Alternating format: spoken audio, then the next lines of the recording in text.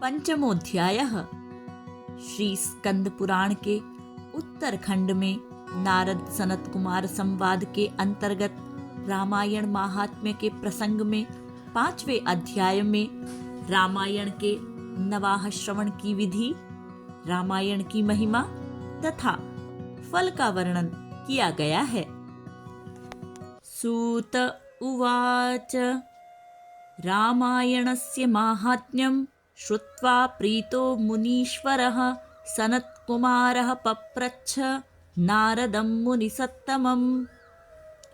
सूत जी कहते हैं, रामायण का माहात्म्य सुनकर मुनीश्वर सनत कुमार बहुत प्रसन्न हुए।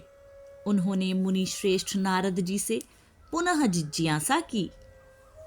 सनत कुमार उवाच रामायणस्य माहात्म्यं कथितं वै मुनीश्वर इदानीं श्रोतुमिच्छामि विधिं रामायणस्य च। सनत कुमार बोले, मुनीश्वर, आपने रामायण का माहात्म्य कहा, अब मैं उसकी विधि सुनना चाहता हूँ। एतच्चापि महाभाग मुने तत्वार्थको विद कृपया परयाविष्टो यथावद् वक्तुमर्हसि। महाभाग मुने, आप तत्वार्थ ज्ञान में कुशल हैं, अतः अत्यंत कृपा पूर्वक इस विषय को यथार्थ रूप से बताइए। नारद उवाच रामायण विधिं चैव शृणुध्वं सुसमाहिताः सर्वलोकेषु विख्यातं स्वर्गमोक्ष विवर्धनम्। नारद जी ने कहा, महर्षियों, तुम लोग एकाग्रचित्त होकर रामायण की वह विधि सुनो जो संपूर्ण लोकों में विख्यात है। वह स्वर्ग तथा मोक्ष संपत्ति की वृद्धि करने वाली है। विधानं तस्य वक्ष्यामि शृणुध्वं गदतो मया रामायण कथां कुर्वन् भक्ति भावेन भावितः। मैं रामायण कथा श्रवण का विधान बता रहा हूँ, तुम सब लोग उसे सुनो। रामायण कथा का अनुष्ठान करने वाले वक्ता एवं श्रोता को भक्ति भाव से भावित होकर उस विधान का पालन करना चाहिए। येन चीर्णेन पापानां कोटि कोटिः प्रणश्यति चैत्रे माघे कार्तिके च पंचम्याथवारभेत। उस विधि का पालन करने से करोड़ों पाप नष्ट हो जाते हैं। चैत्र, माघ तथा कार्तिक मास के शुक्ल पक्ष की पंचमी तिथि को कथा आरंभ करनी चाहिए। संकल्पं तु ततः कुर्यात् स्वस्ति वाचन पूर्वकम् अहोभिर्नवभिः श्राव्यं रामायण कथामृतम्। पहले स्वस्ति वाचन करके फिर यह संकल्प करें कि हम 9 दिनों तक रामायण की अमृतमयी कथा सुनेंगे। अद्य प्रभृत्यहं राम शृणोमि त्वत्कथामृतं प्रत्यहं पूर्णतामेतु तव राम प्रसादतः। फिर भगवान से प्रार्थना करें, श्री राम, आज से प्रतिदिन मैं आपकी अमृतमयी कथा सुनूंगा। यह आपके कृपा प्रसाद से परिपूर्ण हो। प्रत्यहं दन्तशुद्धिं च अपामार्गस्य शाखया कृत्वा स्नायीत विधिवत् राम भक्ति परायणः। नित्य प्रति अपामार्ग की शाखा से दंत शुद्धि करके राम भक्ति में तत्पर हो विधि पूर्वक स्नान करें। स्वयं च बंधुभिः सार्धं शृणुयात् प्रयतेन्द्रियः स्नानं कृत्वा यथाचारं दन्तधावन पूर्वकं शुक्लांबरधरः शुद्धो गृहमागत्य वाग्यतः प्रक्षाल्य पादवाचम्य स्मरेन्नारायणं प्रभुम्। अपनी इंद्रियों को संयम में रखकर भाई बंधुओं के साथ स्वयं कथा सुने। पहले अपने कुलाचार के अनुसार दंत धावन पूर्वक स्नान करके श्वेत वस्त्र धारण करें और शुद्ध हो घर आकर मौन भाव से दोनों पैर धोने के पश्चात आचमन करके भगवान नारायण का स्मरण करें। नित्यं देवार्चनं कृत्वा पश्चात् संकल्पपूर्वकं रामायणपुस्तकं च अर्चयेत् भक्तिभावतः। फिर प्रतिदिन देव पूजन करके संकल्प पूर्वक भक्ति भाव से रामायण ग्रंथ की पूजा करें। आवाहनासनाद्यैश्च गंधपुष्पादिभिर्व्रती ओम नमो नारायणायेति पूजयेद्भक्ति तत्परः। व्रती पुरुष आवाहन, आसन, गंध, पुष्प आदि के द्वारा ओम नमो नारायणाय इस मंत्र से भक्ति पारायण होकर पूजन करें। एकवारं द्विवारं वा त्रिवारं वापि शक्तितः होमं कुर्यात् प्रयत्नेन सर्वपापनिवृत्तये। संपूर्ण पापों की निवृत्ति के लिए अपनी शक्ति के अनुसार 1, 2 या 3 बार प्रयत्न पूर्वक होम करें। एवं यह प्रयतः कुर्यात् रामायण विधिं तथा स याति विष्णु भवनं पुनरावृत्ति दुर्लभम। जो इस प्रकार मन और इंद्रियों को संयम में रखकर रामायण विधि का अनुष्ठान करता है, वह भगवान विष्णु के धाम में जाता है, जहाँ से लौटकर वह फिर इस संसार में नहीं आता। रामायण व्रतधरो धर्मकारी च सत्तमः चांडालं पतितं वापि वस्त्रान्नेनापि नार्चयेत्। जो रामायण संबंधी व्रत को धारण करने वाला तथा धर्मात्मा है, वह श्रेष्ठ पुरुष चांडाल अथवा पतित मनुष्य का वस्त्र और अन्न से भी सत्कार न करे। नास्तिकान् भिन्न मर्यादान् निंदकान् पिशुनानपि रामायण व्रत परो वांगमात्रेणापि नार्चयेत्। जो नास्तिक, धर्म मर्यादा को तोड़ने वाले, परनिंदक और चुगलखोर हैं, उनका रामायण व्रतधारी पुरुष वाणी मात्र से भी आदर न करे। कुंडाशिनं गायकं च तथा देवलकाशनं भिषजं काव्यकर्तारं देवद्विज विरोधिनं परान्नलोलुपं चैव परस्त्रीनिरतं तथा रामायण व्रतपरो वांगमात्रेणापि नार्चयेत्।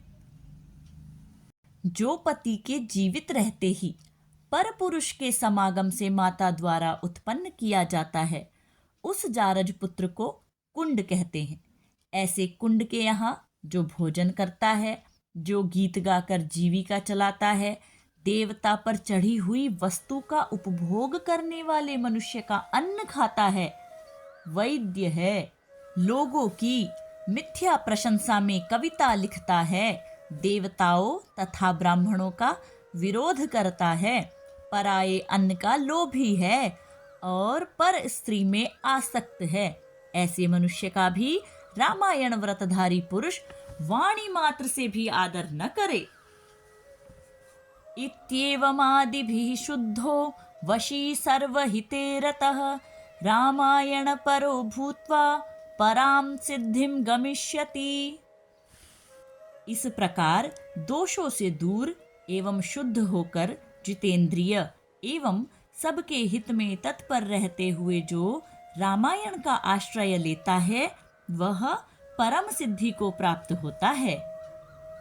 नास्ति गंगा समम तीर्थम नास्ति मातृ समो गुरुः नास्ति विष्णु समो देवो नास्ति रामायणात् परम। गंगा के समान तीर्थ, माता के तुल्य गुरु, भगवान विष्णु के सदृश देवता तथा रामायण से बढ़कर कोई उत्तम वस्तु नहीं है। नास्ति वेद समम शास्त्रम नास्ति शांति समम सुखम नास्ति शांति परम ज्योतिर नास्ति रामायणात् परम। वेद के समान शास्त्र, शांति के समान सुख, शांति से बढ़कर ज्योति तथा रामायण से उत्कृष्ट कोई काव्य नहीं है। नास्ति क्षमा समम सारम नास्ति कीर्ति समम धनम नास्ति ज्ञान समो लाभो नास्ति रामायणात् परम। क्षमा के सदृश बल, कीर्ति के समान धन, ज्ञान के सदृश लाभ तथा रामायण से बढ़कर कोई उत्तम ग्रंथ नहीं है। तदन्ते वेद विदुषे गामदद्याच्च सदक्षिणाम् रामायणं पुस्तकं च वस्त्रालंकारणादिकम्। रामायण कथा के अंत में वेदज्ञ वाचकों को दक्षिणा सहित गौदान करें। उन्हें रामायण पुस्तक तथा वस्त्र और आभूषण आदि दें। रामायणं पुस्तकं यो वाचकाय प्रयच्छति स याति विष्णु भवनं यत्र गत्वा न शोचति। जो वाचक को रामायण की पुस्तक देता है वह भगवान विष्णु के धाम में जाता है, जहां जाकर उसे कभी शोक नहीं करना पड़ता। नवाहज फलं कर्तुं शृणु धर्म विदाम्बर पंचम्यां तु समारभ्य रामायण कथामृतं कथाश्रवण मात्रेण सर्व पापैः प्रमुच्यते। धर्मात्माओं में श्रेष्ठ सनत कुमार, रामायण की नवाह कथा सुनने से यजमान को जो फल प्राप्त होता है उसे सुनो। पंचमी तिथि को रामायण की अमृतमयी कथा को आरंभ करके उसके श्रवण मात्र से मनुष्य सब पापों से मुक्त हो जाता है। यदि द्वयं कृतं तस्य पुंडरीक फलं लभेत व्रतधारी तु श्रवणं यः कुर्यात् स जितेन्द्रियः अश्वमेधस्य यज्ञस्य द्विगुणं फलमश्नुते चतुः कृत्वः श्रुतं येन कथितं मुनिसत्तमाः स लभेत् परमं पुण्यम् अग्निष्टोमाष्टसंभवम्।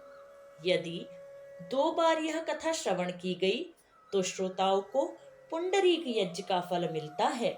जो जितेंद्रिय पुरुष व्रत धारण पूर्वक रामायण कथा को श्रवण करता है वह 2 अश्वमेध यज्ञों का फल पाता है। मुनिवरों, जिसने 4 बार इस कथा का श्रवण किया है वह 8 अग्निष्टोम के परम पुण्य फल का भागी होता है। पंचकृत्वो व्रतमिदं कृतं येन महात्मना अत्यग्निष्टोमजं पुण्यं द्विगुणं प्राप्नुयात् नरः। जिस महामनस्वी पुरुष ने 5 बार रामायण कथा श्रवण का व्रत पूरा कर लिया है वह अत्यग्निष्टोम यज्ञ के द्विगुण पुण्य फल का भागी होता है। एवं व्रतं च 6 वारं कुर्याद् यस्तु समाहितः अग्निष्टोमस्य यज्ञस्य फलमष्टगुणं लभेत। जो एकाग्रचित्त होकर इस प्रकार 6 बार रामायण कथा के व्रत का अनुष्ठान पूरा कर लेता है वह अग्निष्टोम यज्ञ के 8 गुणे फल का भागी होता है। नारी वा पुरुषः कुर्याद् अष्टकृत्वो मुनीश्वराः नरमेधस्य यज्ञस्य फलं 5 गुणं लभेत। मुनीश्वरों, स्त्री हो या पुरुष, जो 8 बार रामायण कथा को सुन लेता है वह नरमेध यज्ञ का 5 गुना फल पाता है। नरो वाप्यथ नारी वा 9 वारं समाचरेत गोमेध सवजं पुण्यं स लभेत त्रिगुणं नरः। जो स्त्री या पुरुष 9 बार इस व्रत का आचरण करता है उसे 3 गोमेध यज्ञ का पुण्य फल प्राप्त होता है। रामायणं तु यः कुर्यात् क्षान्तात्मा प्रयतेन्द्रियः स याति परमानंदं यत्र गत्वा न शोचति। जो पुरुष शांत चित्त और जितेंद्रिय होकर रामायण यज्ञ का अनुष्ठान करता है वह उस परमानंदमय धाम में जाता है जहां जाकर उसे कभी शोक नहीं करना पड़ता। रामायण परो नित्यं गंगा स्नान परायणः धर्म मार्ग प्रवक्तारो मुक्ता एवं न संशयः। जो प्रतिदिन रामायण का पाठ अथवा श्रवण करता है, गंगा नहाता है और धर्म मार्ग का उपदेश देता है, ऐसे लोग संसार सागर से मुक्त ही हैं, इसमें कोई संशय नहीं है। यतीनां ब्रह्मचारीणां प्रवीराणां च सत्तमाः नवाह्ना किल श्रोतव्या कथा रामायणस्य च। महात्माओं, यतियों, ब्रह्मचारियों तथा प्रवीरों को भी रामायण की नवाह कथा सुननी चाहिए। श्रुत्वा नरो राम कथा मतिदीप्तोति भक्तितः ब्रह्मणः पदमासाद्य तत्रैव परिमोदते। राम कथा को अत्यंत भक्ति पूर्वक सुनकर मनुष्य महान तेज से उद्दीप्त हो उठता है और ब्रह्मलोक में जाकर वहीं आनंद का अनुभव करता है।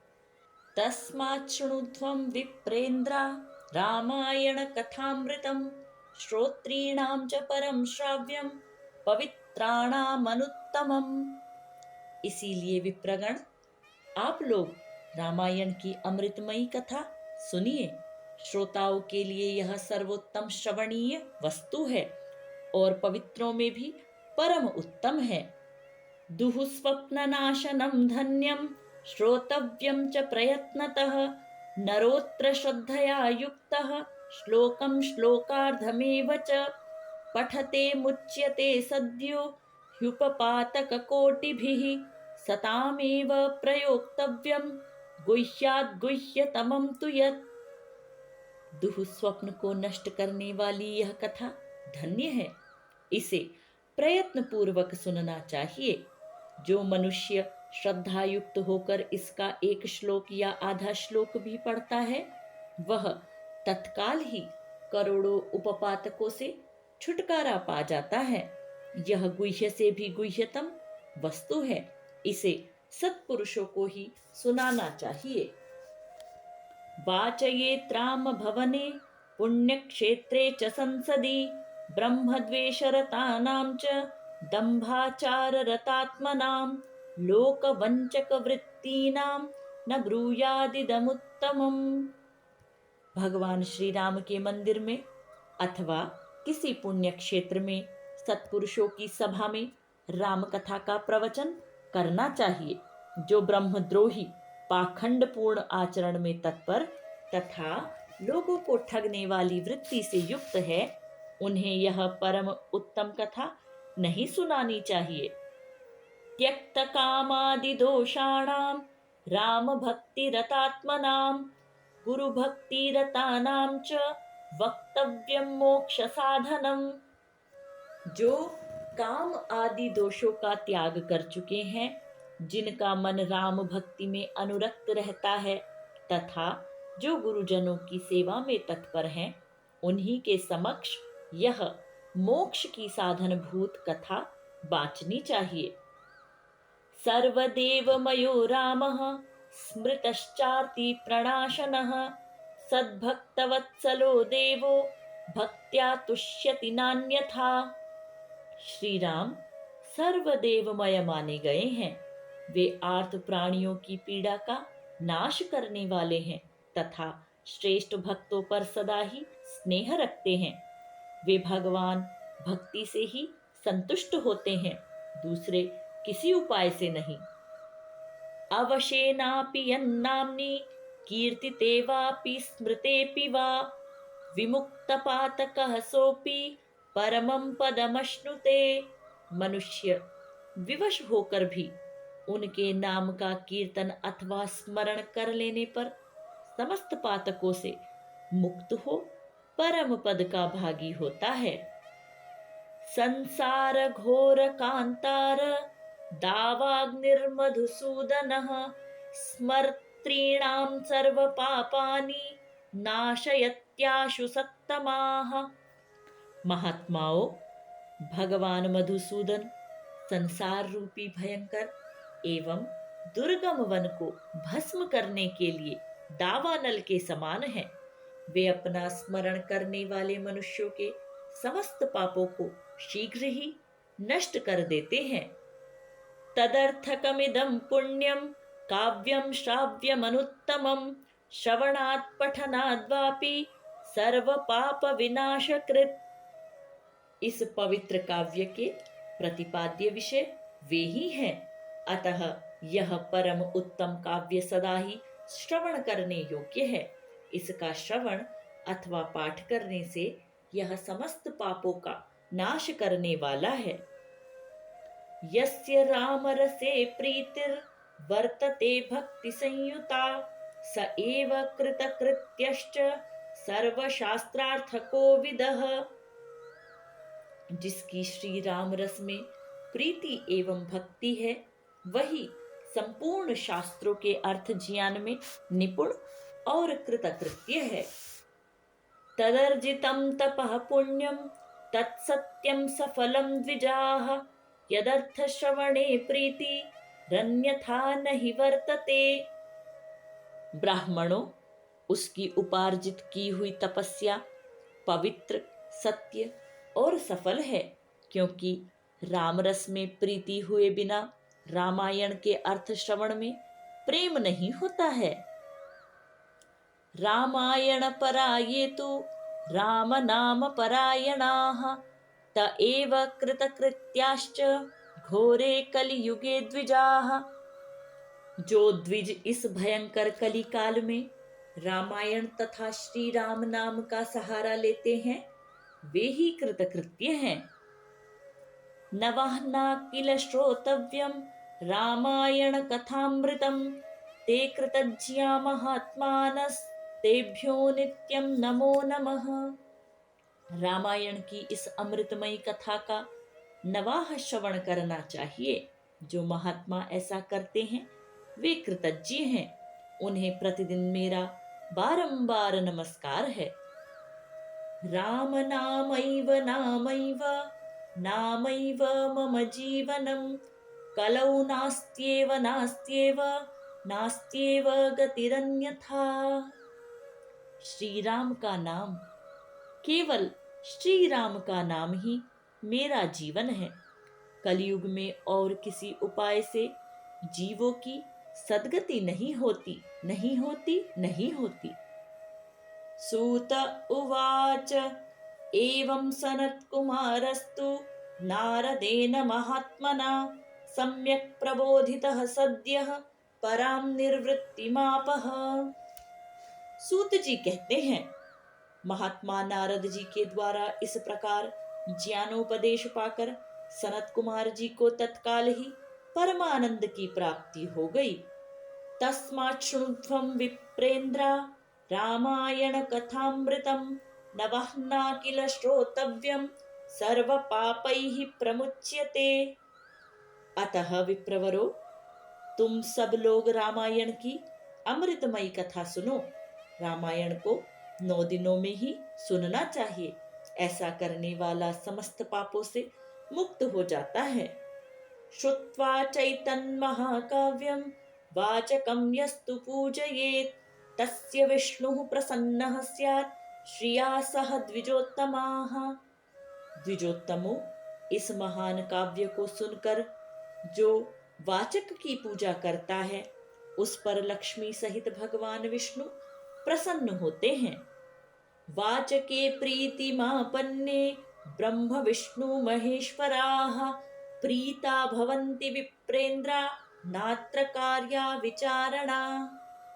विप्रेंद्र गण वाचक के प्रसन्न होने पर ब्रह्मा, विष्णु और महादेव जी प्रसन्न हो जाते हैं। इस विषय में कोई अन्यथा विचार नहीं करना चाहिए। रामायणाय वाचकाय गावो वासांसि कांचनम रामायण पुस्तकं च दद्याद्वित्तानुसारतः। रामायण के वाचक को अपने वैभव के अनुसार गौ, वस्त्र, सुवर्ण तथा रामायण की पुस्तक आदि वस्तुएं देनी चाहिए। तस्य पुण्य फलं वक्षे शृणुध्वं सुसमाहिताः न बाधन्ते ग्रहास्तस्य भूतवेतालकादयः तस्यैव सर्वश्रेयांसि वर्धन्ते चरिते श्रुते। उस दान का पुण्य फल बता रहा हूं, आप लोग एकाग्र चित्त होकर सुने। उस दाता को ग्रह तथा भूत वेताल आदि कभी बाधा नहीं पहुंचाते। श्री रामचरित्र का श्रवण करने पर श्रोता के संपूर्ण श्रेय की वृद्धि होती है। न चाग्निर्बाधते तस्य न चौरादि भयं तथा एतज्जन्मार्जितैः पापैः सद्य एव विमुच्यते सप्तवंश समेतस्तु देहान्ते मोक्षमाप्नुयात्। उसे न तो अग्नि की बाधा प्राप्त होती है और न चोर आदि का भय ही।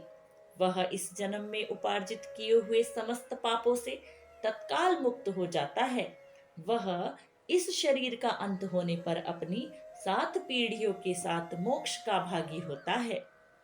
इत्येतद्वः समाख्यातं नारदेन प्रभाषितं सनत्कुमार मुनये पृच्छते भक्तितः पुरा।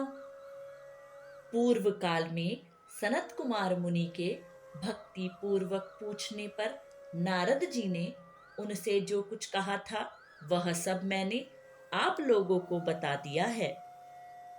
रामायणमादि काव्यम सर्व वेदार्थ सम्मतम सर्व पापहरम पुण्यम सर्व दुख निबर्हणम समस्त पुण्य फलदम सर्व यज्ञ फलप्रदम। रामायण आदि काव्य है। यह संपूर्ण वेदार्थों की सम्मति के अनुकूल है। इसके द्वारा समस्त पापों का निवारण हो जाता है।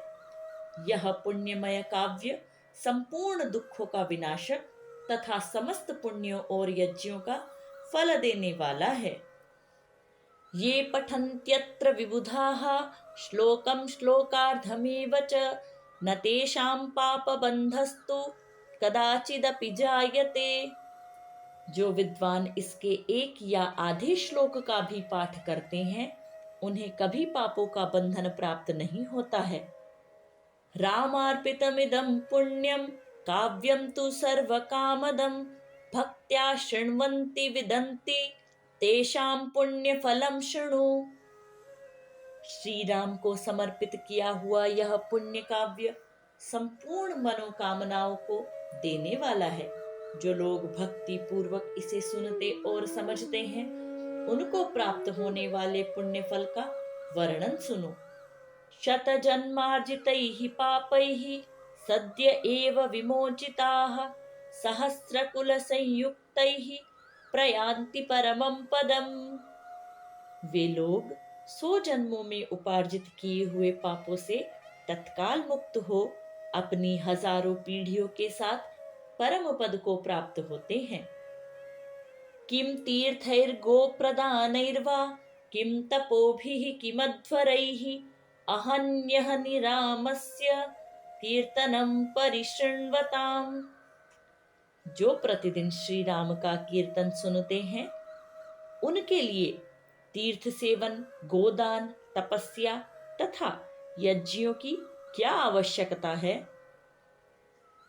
चैत्रे माघे कार्तिके च रामायण कथामृतम न वैरहोभिः श्रोतव्यम रामायण कथामृतम।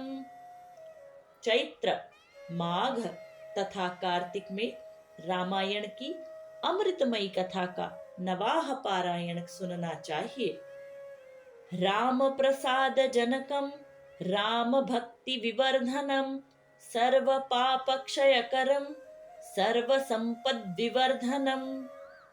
रामायण श्री रामचंद्र जी की प्रसन्नता प्राप्त कराने वाला, श्री राम की भक्ति को बढ़ाने वाला, समस्त पापों का विनाशक तथा सभी संपत्तियों की वृद्धि करने वाला है। यस्त्वेतत् शृणुयाद्वापि पठेद्वा सुसमाहितः सर्व पाप विनिर्मुक्तो विष्णुलोकं स गच्छति। जो एकाग्र चित्त होकर रामायण को सुनता अथवा पढ़ता है वह सब पापों से मुक्त हो भगवान विष्णु के लोक में जाता है।